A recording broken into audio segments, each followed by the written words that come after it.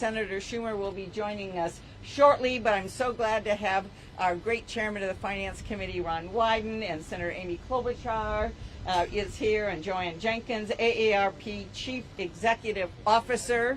AARP has been such an important voice in all of this. Brad Woodhouse with Protect Our Care, Executive Director, also a very important voice. And Irv Barconi from Virginia, who's going to share his story about how the changes that we've made are really making a difference in his life.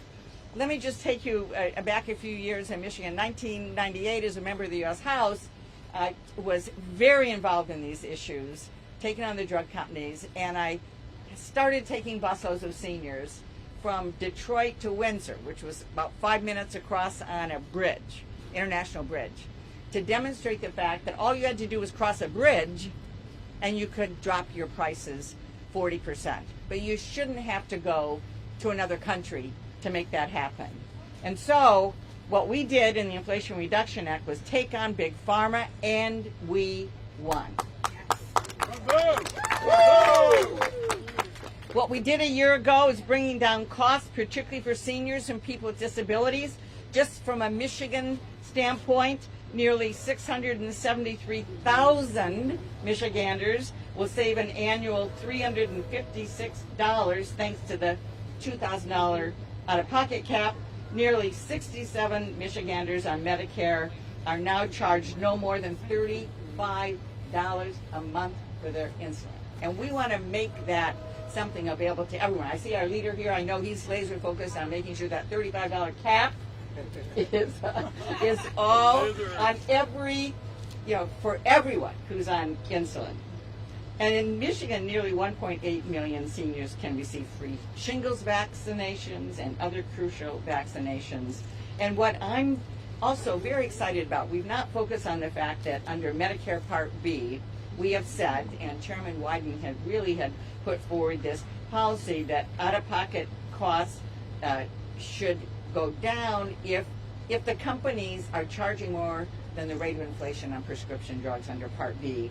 Every 3 months, the administration is looking at it, and the latest numbers show that average out-of-pocket costs have gone down as much as $449 a dose. This is treatment you get in a doctor's office or in a hospital. It's a cancer treatment or others. The average dose has gone down $449. And of course, Medicare is beginning to negotiate prices just like the VA. So we know there's more to do. The Inflation Reduction Act was a wonderful first step. I'm so proud of our caucus and our president for standing up to Big Pharma, one of the biggest lobbying operations in Washington, D.C. We took them on and we won, and we're going to continue to stand up for people who need to know that they can afford their essential medicine. So I'm going to turn this over to our great leader, Senator Chuck Schumer. Bravo! Thank you. Thank you, Senator Stabenow. My 3 senators who are here, Wyden, Stabenow, Klobuchar, have been such leaders on this issue. And they've been relentless. They persisted and persisted and persisted until we succeeded. Congratulations to them. And I would like to say Ron looks very cute in his baseball cap. Reminds me of his athletic days. And Amy quite didn't get to red. Almost, yeah. Okay, I didn't either. Okay. So 1 year ago, we made history, by introducing one of the most important pieces of legislation in decades, the Inflation Reduction Act. It will go down as one of the most significant pieces of legislation that the Senate, the Congress, has ever passed. And it was our leadership in the Senate that got it done. The people behind me, our whole great legislative team. And this legislation represents a down payment on the biggest issues of our country, including the staggering rise in health care costs. When you ask Americans what bothers them about the economy, they know that jobs are getting better. They know that unemployment is down. They know even that their wages are going up. But the thing they are worried about probably most of all is the costs. And nothing has done more to reduce their costs that has passed legislatively in decades than the Inflation Reduction Act. It reduces the cost of heating your home. It reduces the cost of buying all kinds of appliances. It will reduce the cost eventually of driving a car. But it also reduces probably the number one cost item that bothers Americans, and that is healthcare costs. And that is because it's about life itself and your health itself. That's what it's about. And when you are struggling because you or a loved one is sick and you can't afford the medication that you need, it's agonizing. When you have to decide whether to cut a pill in half or in quarters, even though you know the doctor has said you need the full dosage to get well, it is agonizing. But for the first time, Democrats took on Big Pharma. Frankly, we got zero help from Republicans. One of the reasons this had to be in the IRA, and one of the reasons it wasn't as complete as we would like, is because our Republican friends were in the pockets of Big Pharma. But we Democrats said enough is enough is enough.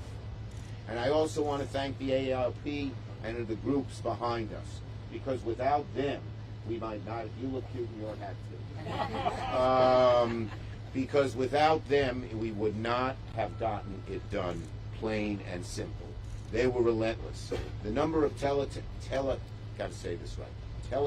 halls that we did together was just incredible. And tens of thousands of seniors from across New York, or across Oregon, or Michigan, or Minnesota would get on those calls because we knew how important this was. And so there's lots of ways the costs are going down. We've already done it for insulin for seniors. We couldn't do it for the rest. We did get 7 Republican votes. We came close to the 60. But we're fighting right now. I am working for a bipartisan legislation with some of my colleagues to get insulin $35 down for everybody. And our actions alone have had 2 of the biggest companies reduce their costs to everyone $35. Right now, the cost of your drugs, starting January 1st, will no longer be, $10,000, $20,000 for these desperately needed pills and medications. It'll go to $3,100 this year and $2,000 next year. What a relief. What a relief. If your child is diagnosed with a rare form of cancer and you know there's a medicine that can make her or him better, but you can't pay for it. The insurance company says no, and even Medicare or Medicaid says no. Now you will be able to. Praise God, praise God. That is an amazing, amazing thing. And then, of course, as Debbie mentioned, when companies are raising their prices above the inflation level, we were very smart about this. We said, okay, you said you got to sink a lot of money in pharma into producing the drug. We get that. But once the cost is produced and the opening price is X, you can't keep raising it. Look, even insulin, so needed. It was created by a Canadian doctor named Banting in 2021. He was 1921. He was a very, very generous man. You know how much he sold the patent for? $1. And yet now Pharma is selling it for $800. That's not sunk costs. That's not research. That was done by that lovely Mr. Banting over a century ago. So, all I can say is when it comes to drug prices, we ain't finished yet. Woo! We're working on insulin, and provided we keep the Senate majority and even gain a seat or 2, get the House back, keep the presidency, you're going to see a lot more good stuff that we will be able to do to lower the price of drugs in general, prescription drugs, and to lower health care costs for America. It's one of the most important things we can do for the American people, and the division between the Democrats and Republicans is stark, glaring, and welcome. Thank you, everybody. And now, do I call on? And now let me call on our great leader of the Finance Committee. Through just a historical accident, I would have been head of the Finance Committee. But he got on a few days before me. I told Harry Reid not to do it, but he still did. Anyway, Ron Wyden. This is history. All right. the leader said it so well. Senator Stabenow said it very well. Senator Klobuchar and I have been teaming up on this for years and years. And let me just give you a couple of additional thoughts. When you're talking about getting a good deal for patients and taxpayers, everybody knows you're supposed to be able to negotiate. You ought to be able to negotiate to use your bargaining power. There are more than 50 million seniors. You've got a lot of bargaining power. But the pharma lobby was able to secure a holy grail, and they've been protecting it. And the Holy Grail said, we aren't going to negotiate. We're just going to decide what all the AARP members and everybody in Minnesota and Michigan, what they're going to pay. They're going to make the decisions. The 50 million people, who cares? They can negotiate with everybody. Shoot, everybody negotiates with grocery stores, my God. But you couldn't negotiate, so they had this holy grail. And the three of us, under the leadership of Senator Schumer, kept coming back to the floor and saying, no, we're not going to accept the system on health care costs where basically if these guys want to sell it not just way beyond inflation, but 10 times the inflation rate, they can get away with it. So the fight was all about taking Big Pharma's holy grail away. And because of these wonderful people, all the grassroots and Brad and everybody, we left that holy grail in tatters. We walked off the floor and it was dead. It was gone. It was over. From now on, we're going to negotiate. And as Senator Schumer said, we're just getting started. Now, when we set up the inflation penalty, and Senator Stabenow, I'm still trying to talk her out of retiring. She sits next to me on the Finance Committee. We said, let's put this into English here. Inflation penalties, all the rest. It's more than just an inflation penalty, although that says it very well. It is a price gouging penalty for the first time in America. We're going to hit the big pharma lobby with price gouging penalties. So, what you're starting to see, and I would refer everybody to the wonderful material that Senator Stabenow and her staff puts out. Drugs, for example, like Humira, which is a blockbuster cancer drug, you're going to see lower co-payments, lower out-of-pocket co-payments for all the members of the AARP and everybody else. So I'm just going to close with this. In my youth, I was co-director of the Gray Panthers, senior citizens group. I had a full head of hair and rugged good looks and all that. And all of us have been telling you these stories of watching for years on end senior citizens in particular, but lots of other people, in pharmacy lines. And they'd be waiting and waiting, and you could see them. They were counting the money they had, and they were looking at their checkbooks, and people were saying, am I going to cut the pills? Am I going to buy a piece of chicken? Am I going to go without? Those were the stories. And so the three of us, under the leadership of Senator Schumer, we had a bunch of other people in our caucus. We dedicated this fight to them. We said, for all of you seniors and all of you people who have been getting fleeced all these years because you haven't had any bargaining power, this fight is about you. And Joanne and AARP and all the senior groups took to the grassroots. By the way, there are lots of people, executives and stuff, in all these buildings, all around here. You know, building, doesn't say building for higher prices for senior citizens or something, but that's what they're doing. They're trying to say, oh, you know, we won't have any research, and oh, everybody, the companies will move to China, and oh this and oh that. They were fighting all these people all the way. And so when we walked off the floor of the United States Senate a year ago, it was pretty simple. The people beat Big Pharma. God bless. Wonderful work. Yes.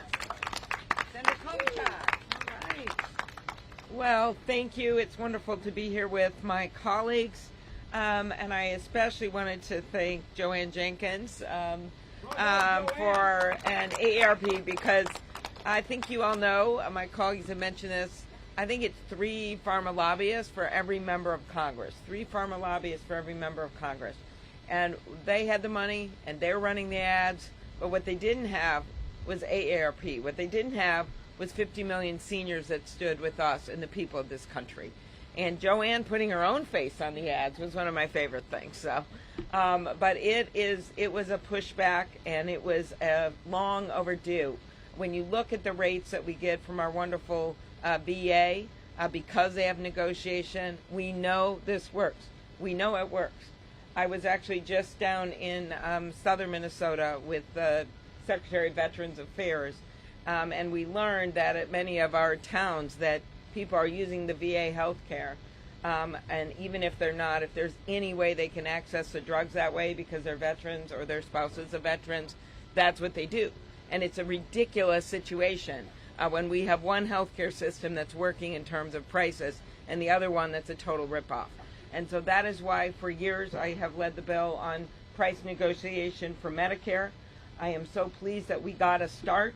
It is a time to celebrate, yes, what we got done, but it is also a time to be very clear-eyed of the challenge in front of us. We have an opportunity right now to go further on insulin. The forces stopped us in the past, but I believe we have a chance to get it done on a bipartisan basis. I also want to mention the hope that we have on some of the patent bills.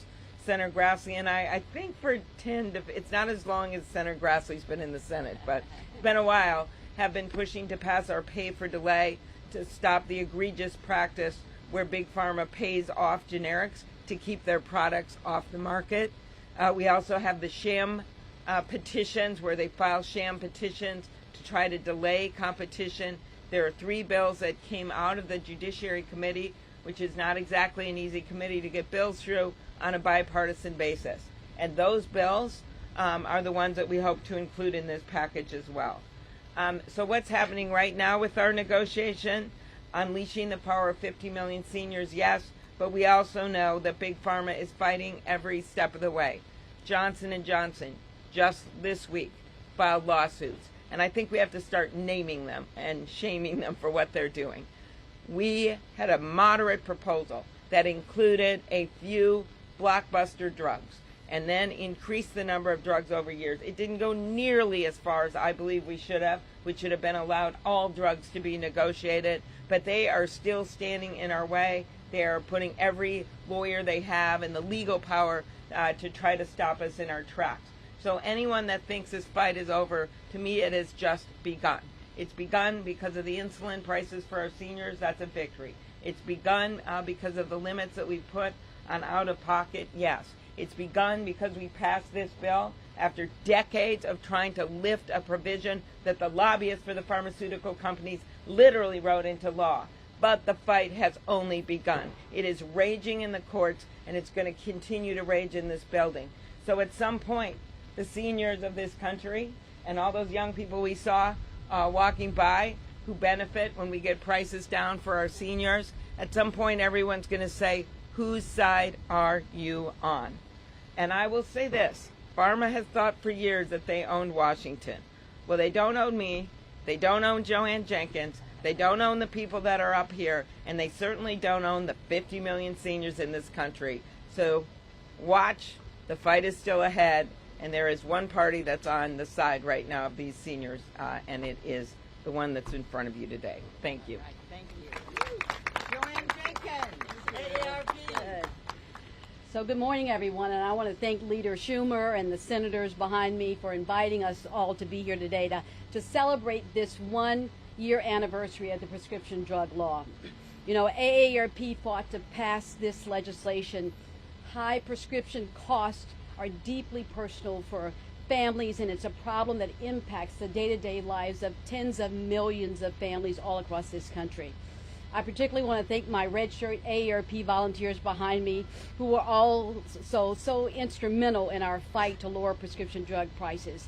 They made their voices heard not only here in Washington but in states and towns all across this country. And I cannot overstate what a monumental achievement the passage of this law has had for older Americans who are struggling to afford their medications.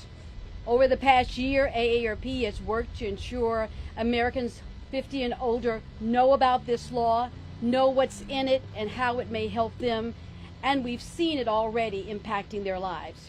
We've held over 100 teletown halls and roundtable meetings across this country at the local, state, and national levels to inform our members.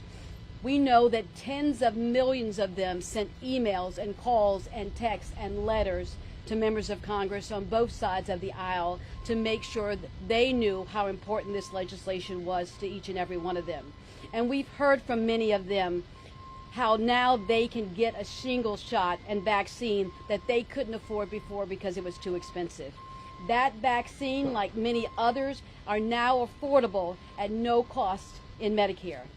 We've heard from the people whose lives were changed when they learned that their insulin would now be $35 a month. And we've heard from our members that they strongly support our push against companies so that they can be penalized if they raise the prices faster than the rate of inflation for those drug companies. This is about fundamental fairness and no longer letting drug companies get away with outrageous price increases year after year. And we've heard from our members that they look forward to Medicare using its buying power to get better deals for American seniors and taxpayers by negotiating for lower drug prices. And finally, over the next 2 years, the implementation of this new law and its out-of-pocket protections will give millions of peace of mind to our members and others by setting the spending limits to $2,000 out-of-pocket costs a year. But while we're educating on the law's benefits and working on its implementations, we know the fight is not over. Big pharma and drug companies are already spending millions of dollars trying to overturn this law, including drug negotiation provisions so that they can keep charging older Americans the highest drug prices in the world.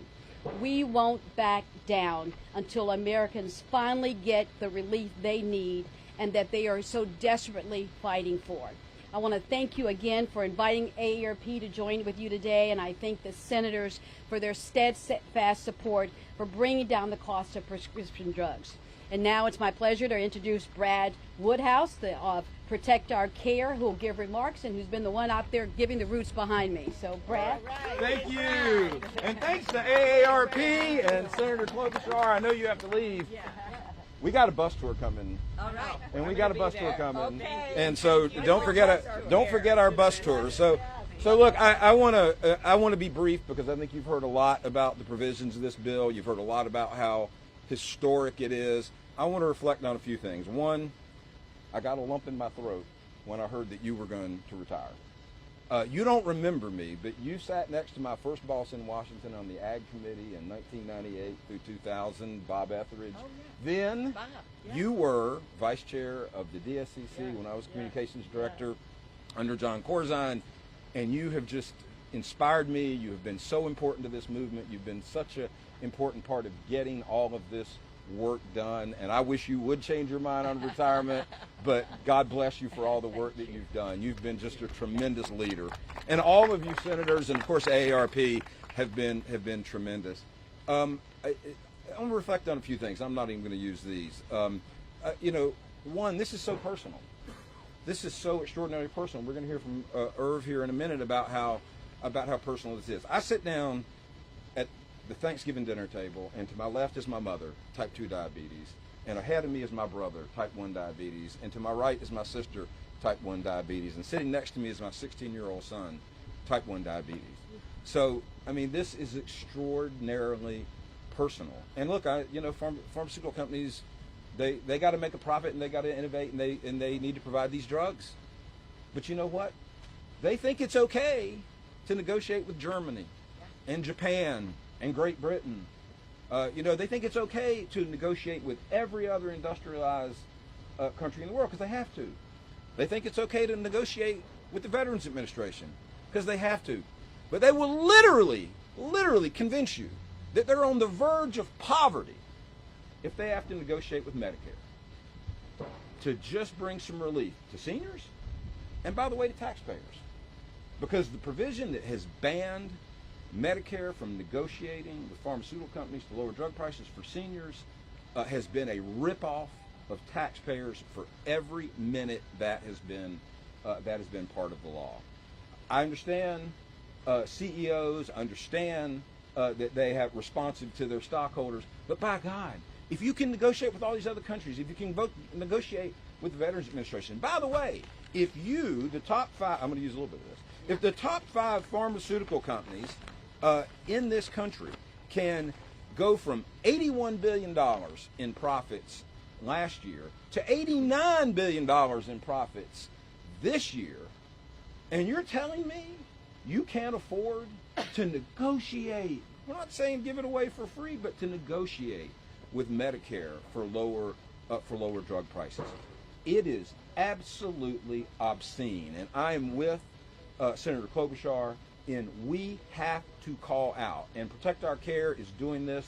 We're doing this month. We have a Greed Watch product. Every time we hear the earnings calls and the profits of pharmaceutical companies, look, when they're doing these earning calls, they're not saying that they're struggling or they're going to go out of business or not be able to innovate new drugs. They're talking about how strong their profits are. They're talking about how we're giving you stock buybacks. We have so much money. We're giving you a stock buyback.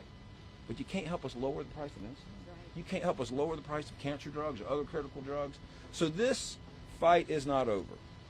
It is a fight that's going to continue in Congress because, as you've heard, there's so much more to be done to extend these provisions, extend more drugs to be negotiated, extend the insulin provisions to the non-senior market, and there's so much more to be done here. But now we're in court.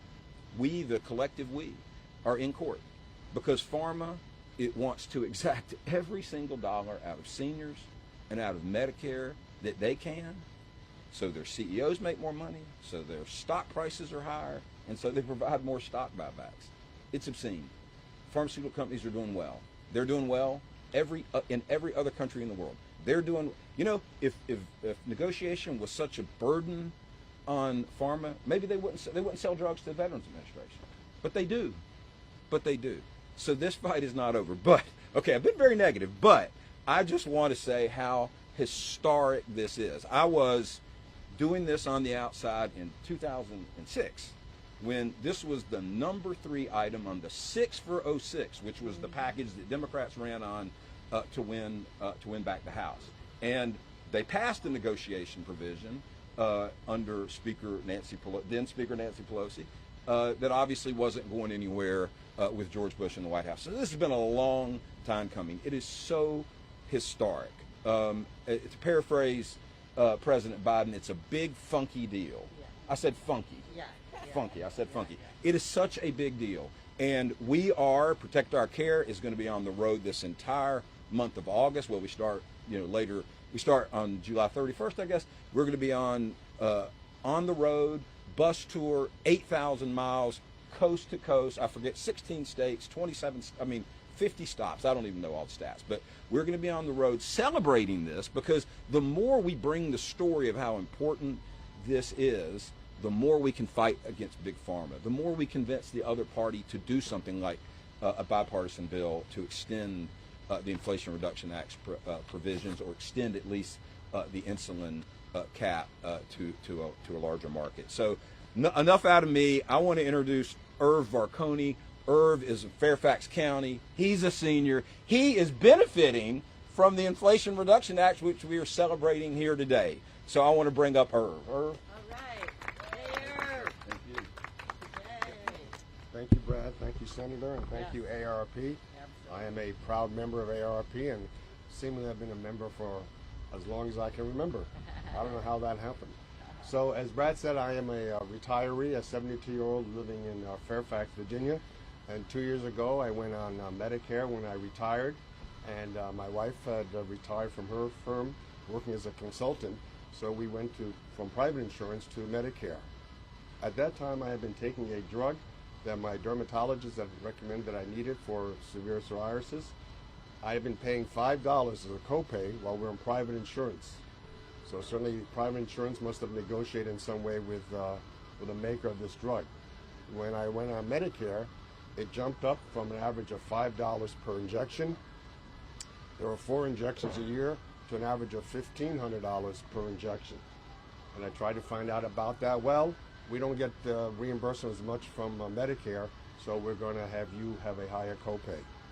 There are no biosimilars or generics, we might call them. So either I was going to take that drug or not. And the issue I had was pretty severe, so I've done that. But unfortunately, that's not the only drug that my wife and I have to take. Together with our co-pays, again, since we went on Medicare, is approximately $14,000 a year. We're lucky we can afford that, though it's a very significant amount of money. But I don't know how many others can necessarily afford that as well. So it just blew my mind in terms of having to do that. The company that makes this drug, called Skyrizi, you've seen that on commercial. And by the way, any drug that you see advertised on TV, you can well imagine what the cost might be. Is AbbVie, which is a spin-off from Abbott Labs. They were spun off about 10 years ago. And since that time, the stock value for this company, AbbVie, has doubled in share value. In the past year, they had about $56 billion of revenue. I'm not sure of the income, but $56 billion of revenue. And I would ask why the drug is as expensive as it is. Well, we spent $7 billion invested in drugs, and we need to make that up. So that was not helping me as well. Same company, by the way, manufactures Humira. Again, another one that you see advertised on TV. So for me, how will the Inflation Reduction Act help me? Well, instead of paying as much as $14,000 in copay, that's just for the copays, doesn't include other medical costs or insurance, I'll only have to pay up to $2,000. Unfortunately, this starts only in 2025, not earlier, but okay. We will wait until then. So it's going to help me a tremendous amount in terms of doing that. I certainly hope that Medicare will be able to negotiate with this maker to be able to lower that price even further, not only reducing the copay for me, but reducing the cost overall. Same with my father-in-law. I have a 98-year-old father-in-law, and he takes insulin, and he's been taking it for about 35 years or so. However, he's also a veteran. So guess what? He doesn't actually have to pay. So how come he doesn't have to pay, yet non-veterans who have insulin have to pay, even $35? So he's fortunate, but his daughter, my wife, is not. So if we have to take those drugs, we don't have the same advantage as well. So I just want to thank what the senators have done and what this Inflation Reduction Act will do for me personally. But I'm just one of maybe 50 million of us who have to take these drugs, and all of us will make those savings, and I'll be able to use that savings for my grandchildren and other uses as well. So again, I appreciate everybody being here, and thank you for your efforts. Thank you so much. We thank you so much. And let me just say again, this is about putting people first. That's what the Inflation Reduction Act is. That's what our efforts to take on Big Pharma is all about. When Irv said he asked questions about why prices were so high, I asked that in a finance meeting with the pharma CEOs, and they couldn't answer it. And I said, let me answer it for you. You have these high prices because you can. You can do whatever you want, which is why you have these high prices. Well, not anymore. Not anymore. So thanks everybody for being here. All right. Woo! Thank you guys for coming out.